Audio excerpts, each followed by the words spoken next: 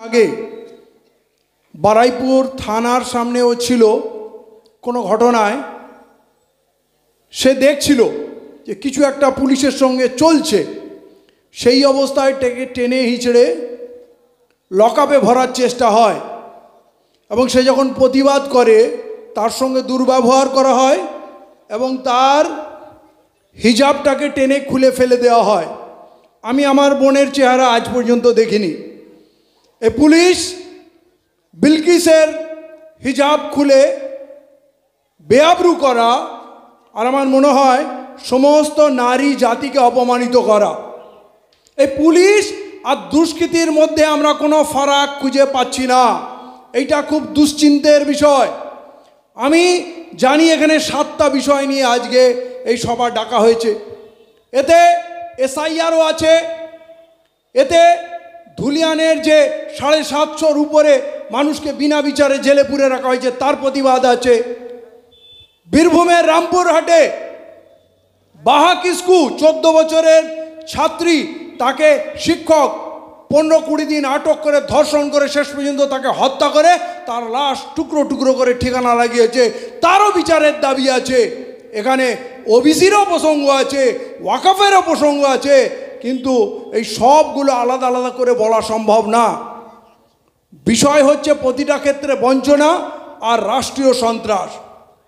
তালদিতে যে আমার ভাইকে সিসিটিভি ক্যামেরার সামনে পিটিয়ে পিটিয়ে টেনে হিচড়ে ইলেকট্রিক শক দিয়ে যাকে হত্যা করা হলো, আপনারা দেখবেন একটাই চিত্র, তারা খুব নির্দ্বিধায় নির্ভয়ে সেই হত্যাটা করলো, তাদের কোনো পরোয়া নেই এবং তাদের কোনো বিচার নেই, কোনো শাস্তি নেই।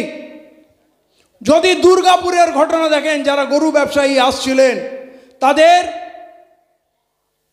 গরুর গাড়ি থামিয়ে গরুগুলোকে ছেড়ে দিল, তাদের গলায় দড়ি বেঁধে বয়স্ক মানুষকে টেনে হিচড়ে নিয়ে গেল, গাছে বেঁধে মারলো, তাদের পকেটের টাকাগুলো ছিনতাই করলো এবং তাদের জয় শ্রীরাম বলতে বাধ্য করলো।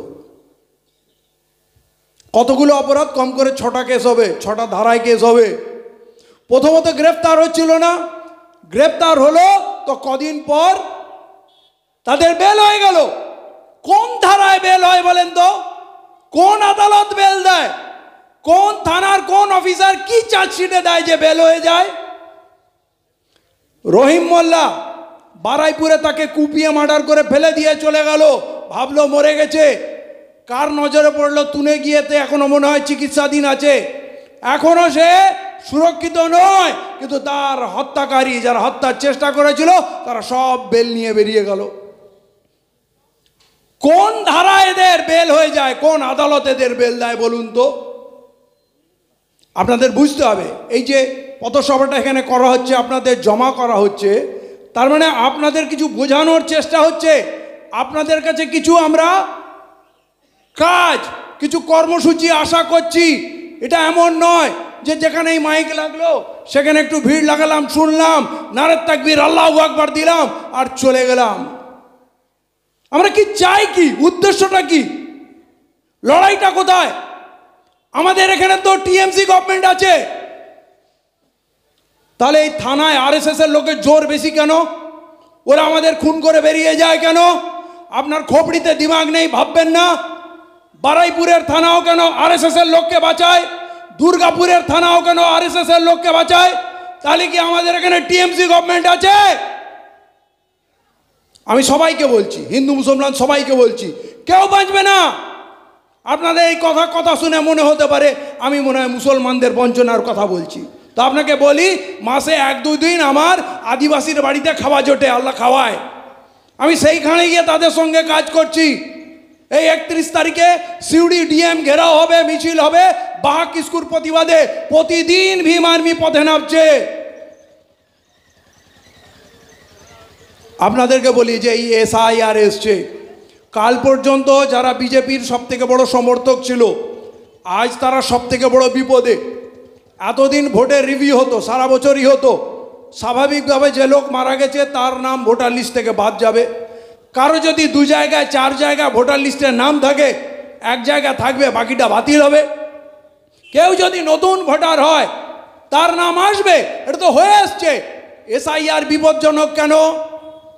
এসআইআর বিপজ্জনক এই কারণে, বলছে যদি তোমার নাম 2002 সালের ভোটার লিস্টে থাকে তাহলে তুমি সেফ, তোমার চিন্তার কোনো ব্যাপার নেই, তোমার কাগজ লাগবে না।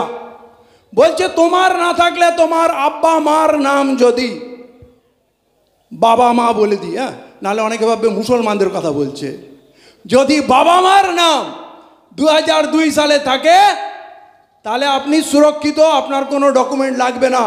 মারপ্যাচ হচ্ছে এই জায়গায়, তাহলে 2024 সালে যারা ভোট দিল তাদের কি হবে?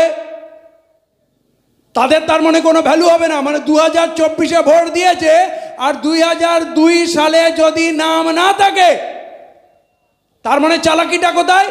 রিভিউর কথা হচ্ছে, রিভিউর কাজ হচ্ছে, লোক মরে গেলে নাম বাদ দেবে, 18 বছর বয়স হয়ে গেলে ভোটার লিস্টে নাম উঠবে, আর কারো যদি 2 জায়গায় 4 জায়গায় থাকে তাহলে এক্সট্রা নাম বাদ দেবে। তাহলে 2002 সাল ধরে টানছো কেন? যারা সব থেকে বেশি বিজেপি ভক্ত, আমার নমশূদ্র, আমার উদ্বাস্তু ভাই বোনেরা, যারা বাংলাদেশ থেকে এসেছিল, যারা জয় শ্রীরাম স্লোগান দিয়ে মোদিজি জিন্দাবাদ করে নাচছিল যে এখান থেকে মুসলমানদের তাড়াবো আর এদের সম্পদগুলো, দোকানগুলো, গোডাউনগুলো, কারখানাগুলো, এদের গরু ছাগল সব আমরা পেয়ে যাব, আজ তাদের উপরে হামলা। আমি আমার হিন্দু ভাই বোনদের বলছি, এই বিজেপিকে চেনো? এই বিজেপি না মুসলমানের, না এই বেজু হিন্দুর, না খ্রিস্টানের, না জৈনের কারণা। মণিপুরে কয়েকশো গির্জা পুড়িয়ে দিল। আমার আদিবাসী বোনদের উলঙ্গ করে রাস্তায় হাঁটানো হচ্ছে, সেখানে একদিকে খ্রিস্টান আদিবাসী আর একদিকে হিন্দু আদিবাসী, 2 বছরের ওপরে লড়াই হচ্ছে। ইন্ডিয়ান আর্মি থামাতে পারছে না, তাহলে চায়নাকে কি করে থামাবে? পাকিস্তানকে কি করে থামাবে? ঘরের মধ্যে লড়াই হচ্ছে ভাই ভাই। সেটা কেন? আসলে এরা চায়। তার মানে এখানে খ্রিস্টানরাও সুরক্ষিত না, বৌদ্ধরাও সুরক্ষিত না। মহারাষ্ট্রে মুম্বাইয়ের বুকে বুলডোজার মেরে জৈনদের মন্দির ভেঙে দেওয়া হলো, তাহলে সুরক্ষিত কে? কেউ সুরক্ষিত না। আদিবাসীদের জঙ্গল পাহাড় তাদের কাছ থেকে ছিনিয়ে নেওয়া হচ্ছে, হত্যা করা হচ্ছে। কিন্তু মুশকিল কি জানেন? আমরা শুধু নারের তাকবীর আল্লাহু আকবার দিতে শিখেছি, সাউন্ড ফল করছে কেন? ব্যাটারি ডাউন নাকি? মুশকিল হলো কি, আমরা শুধু নারের তাকবীর আল্লাহু আকবার দিই। আমি ওলামাদের জিজ্ঞেস করছি, আমরা মসজিদে কোনোদিন নারের তাকবীর আল্লাহু আকবার দিয়েছি?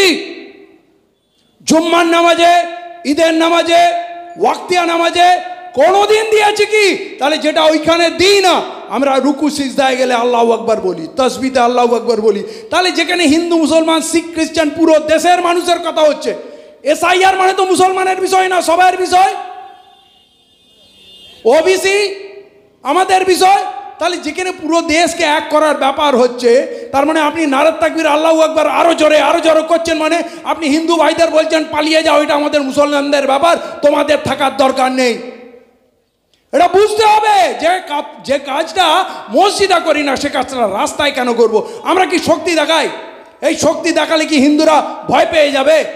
মানে ভাবি কি কোনো কাজ করার পিছনে তো উদ্দেশ্য থাকবে। এতে কি প্রমাণ হয় আমরা খুব শক্তিশালী? আপনি কিছুই শক্তিশালী নয়। শক্তিশালী হওয়ার প্রয়োজন আছে। দেশে একটা বিপ্লব শুরু হয়েছে, একদিকে হিন্দুত্ববাদী গেরুয়া শক্তি, আর তার উল্টো দিকে দাঁড়াচ্ছে নীল ঝান্ডাওয়ালা আম্বেদকরবাদী শক্তি, যেখানে পিছিয়ে পড়া সমস্ত মানুষকে এক করা হচ্ছে। শিখ হোক, জৈন হোক, বৌদ্ধিস্ট হোক, কামতাপুরী, শেষাবাদী, আদিবাসী, সাঁওতাল, কোল, ভিল, মুন্ডা, মুসলমান, সবাইকে এক করার একটা প্রচেষ্টা হচ্ছে। আপনি সেই প্রচেষ্টার মধ্যে থাকবেন না? আপনাকে তো ওই গেরুয়া পন্থী হিন্দুত্ববাদী শক্তিকে হারাতে হবে। এর মধ্যে কোল, ভিল, সাঁওতাল, আমার চামার, বাঙ্গি, সাইনি, জাট, মারাঠি, গুজরাটি সবাইকে একসঙ্গে নিতে হবে। পুরো দেশে একটা বিপ্লব হচ্ছে। আপনারা দেখবেন মাঝে মাঝে সোশ্যাল মিডিয়াতে দেখবেন লক্ষ লক্ষ মানুষ নীল ঝান্ডা নিয়ে আন্দোলন করছে, এবং ইদানিং তারা বলছে আরএসএস মুর্দাবাদ, আরএসএস দূর হটো, এবং তাদের উপরে হুঙ্কার আসছে।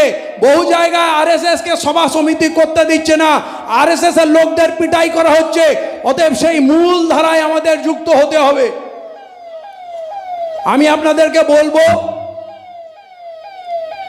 আপনারা প্রকৃত শত্রুকে বোঝার চেষ্টা করেন। এই দেশে 85% আমরা বঞ্চিত মানুষ। যারা যারা মার খাচ্ছে তাদের সবাইকে এক জায়গায় হতে হবে। আমরা যারা মার খাচ্ছি, আর এইটা মনে রাখবেন, এই দেশে যতগুলো পলিটিক্যাল পার্টি আছে এরা সব আরএসএস এর দল। কোন দলটা বিজেপির সঙ্গে সংসার করেনি বলুন তো? কোন দলটা বিজেপির সঙ্গে সংসার করেনি?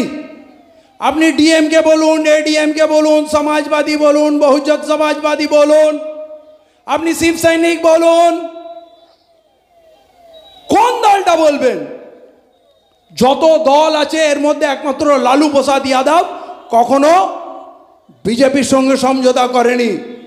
কংগ্রেস বিজেপির সঙ্গে হয়তো সংসার করেনি, কিন্তু বিজেপিকে বহু ক্ষেত্রে বাঁচিয়ে এসছে। গুজরাট দাঙ্গার পর বিচার দিতে কংগ্রেস পারেনি, এহসান জাফরির হত্যাকাণ্ডের বিচার দিতে পারেনি।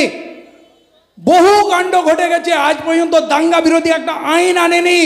এরা সবাই আমাদের ভয় দেখাতে চায়, মারতে চায়, আর আমরা একবার একবার করে পাল্টে পাল্টে সরকার আনতে চাই, কিন্তু 79 বছরে আমরা কিন্তু সুরক্ষিত না। আজ এমন একটা অবস্থা এসছে, সব তো চলে গেছে, আদানি আম্বানিকে সব দিয়ে দিল, এরপর আমাদের নাগরিকত্ব চলে যাবে, ভোটাধিকারও চলে যাবে যদি এইভাবে আমরা বিচ্ছিন্ন থাকি। তাই আমি বলছি, ভারতবর্ষে নীলা ঝান্ডার একটা বিপ্লব আসছে। এতে অনেক সংগঠন, সামাজিক সংগঠন, রাজনৈতিক বহু আপনার সংগঠন আছে, কিন্তু নীলা ঝান্ডা আম্বেদকরবাদ তারা কিন্তু ভারতবর্ষকে রক্ষা করার জন্য রক্তক্ষয়ী সংগ্রাম করবে। কাল আপনার সঙ্গে অন্য সম্প্রদায়ের মানুষকে লড়িয়ে দেওয়া হবে, তো আজকে তাদের তো আমাদের সঙ্গে নিতে হবে। পুরো দেশে এই কাজ চলছে, আপনাদের জানতে হবে, বুঝতে হবে এবং কর্মসূচি প্রণয়ন করতে হবে। এবং যদি আপনারা সঙ্গে অন্য সম্প্রদায়ের মানুষকে নিতে না পারেন, আজ আমি কেন বলছি এসআইআর নিয়ে আমাদের লড়াই করতে হবে। আমার মতুয়া নমশূদ্র ভাইরা বিপদে আছে, আজ তাদের চেনার বোঝার সময় এসছে। যেই বিজেপিকে তারা লালন পালন করেছে, ভোট দিয়েছে, সেই বিজেপি আজ তাদের নাগরিকত্ব কেড়ে নেবে। এরা ডকুমেন্ট দেখাতে পারবে না। 2002-এর লিস্টে 2003-এ এদের নাম নেই, কারণ তারপরেও এসছে লক্ষ লক্ষ মানুষ। এরপর এদের নোটিশ পাঠাবে, ডকুমেন্ট চাইবে, কিসের ডকুমেন্ট দেখাবে? তাই জন্য বলছে কেউ 1 কোটি, কেউ বলছে 1 কোটি 20 লাখ, 1 কোটি 30 লাখ লোকের নাম বাদ যাবে। তাহলে তারা কি করবে? তারা তো দেশ থেকে চলে যাবে না। আজকে তাদের কৃতদাস বানাবে, তাদের ভোটাধিকার কেড়ে নেবে, তাদের সমস্ত জমি জায়গা, রেশন কার্ড, আধার কার্ড কেড়ে নেবে। কিন্তু আজ যদি আমরা বসে তামাশা দেখি, কাল আমাদেরও বেনাদিগিরি করবে, কাল আমাদের বিরুদ্ধে ওরা লড়াই করবে। একই পরিণত, ধাপে ধাপে, খাপে খাপে প্রত্যেককে এরা শেষ করে দেবে, পুরো দেশটাকে শেষ করে দেবে।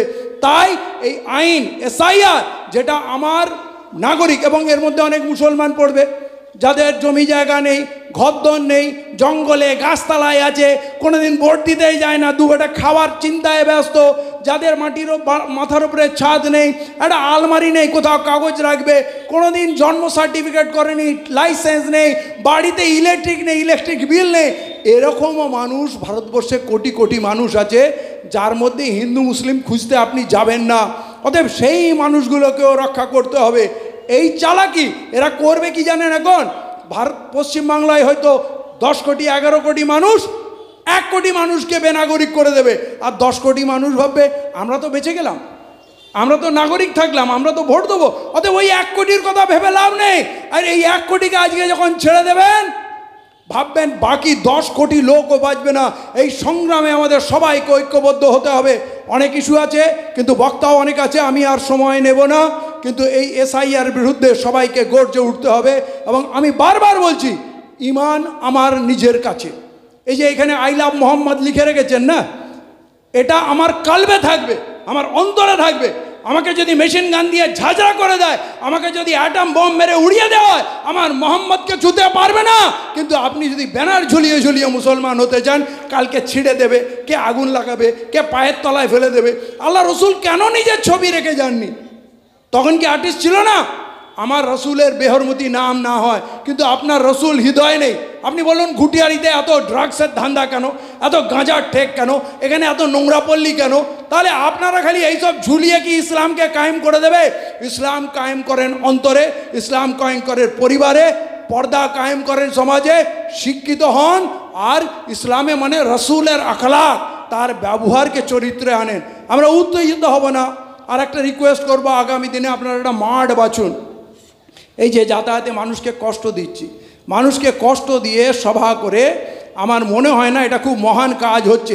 যারা যারা কষ্ট পাচ্ছে তারা তো যেতে আসতে গালাগালি মনে দিচ্ছে।